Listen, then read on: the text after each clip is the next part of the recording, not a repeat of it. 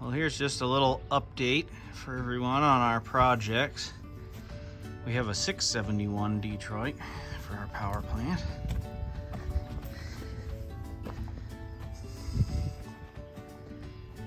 So this is what we've been working on, is our hydraulic feed. We got our Rube Goldberg hydraulic power plant here.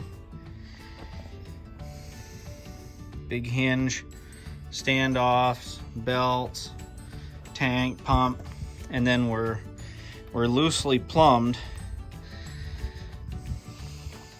We're gonna hide our valve down in so you can't see it. And then the drive is coming together. It's got a cable drum in there, hydraulic motor clamping,